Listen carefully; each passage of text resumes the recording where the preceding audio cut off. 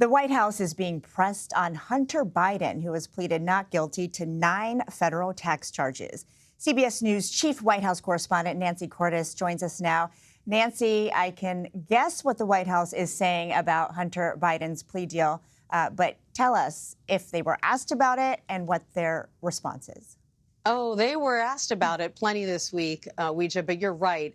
So far, no comment, no comment, no comment is all we're getting. In the White House briefing, the White House press secretary has been asked about any number of things regarding Hunter Biden this week, including his surprise visit to Capitol Hill, his court appearance today, and her response is generally that Hunter Biden is a private citizen and we don't speak for him. And even when the questions are about what the president thinks of choices Hunter Biden has made, that is the answer she gives. Now, interestingly, the First Lady did a sit-down interview with a television network, and she was asked about this, and she did answer. She said that she believes that the way Hunter Biden has been treated by the House Oversight Committee is cruel, in her words, and she said she's especially concerned about how all of this is affecting her grandchildren, Hunter Biden's children.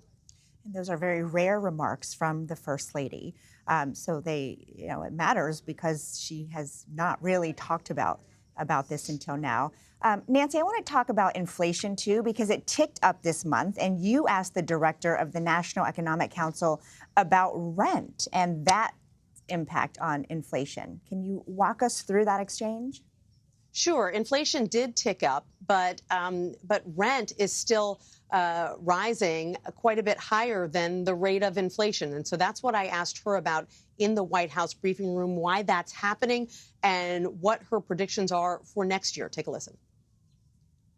It looked like rent was one of the big drivers of inflation. It was up 6.2% over the course of last year. What's your analysis about why rent continues to be a driver of inflation, twice as high as average inflation?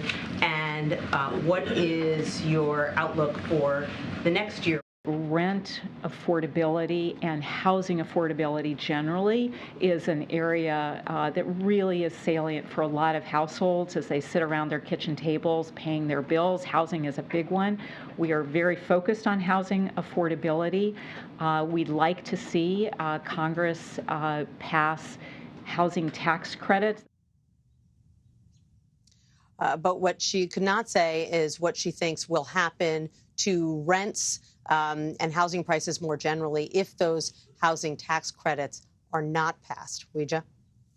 And Nancy, I want to turn overseas because Iran seized an oil tanker in the Gulf of Oman that was at the center of a recent standoff with the U.S. What is the White House saying about that? Well, they're speaking out very forcefully about this, Ouija, as you might imagine. The NSC spokesperson John Kirby told us today that the Iranian government should immediately release that ship and its crew. Right now, the status of the crew is unknown. All we know is that Iranian soldiers boarded the ship. They steered it towards Iran, and now the status of the crewmates is unknown. He said it's provocative and unacceptable. The problem is that the White House is a little reluctant to go further than those words because they're wary of being drawn into conflict directly with Iran. They are also warning the Houthis that have also been firing on commercial vessels in the Red Sea, that they could face consequences as well. They've been telegraphing the possibility that a U.S. strike on Yemen, on these Houthis, is imminent. But right now we're just watching and waiting to see what the U.S. does. The U.S. and a coalition of nations have argued these commercial vessels have nothing to do with the conflict. They're simply traversing through the region, Ouija.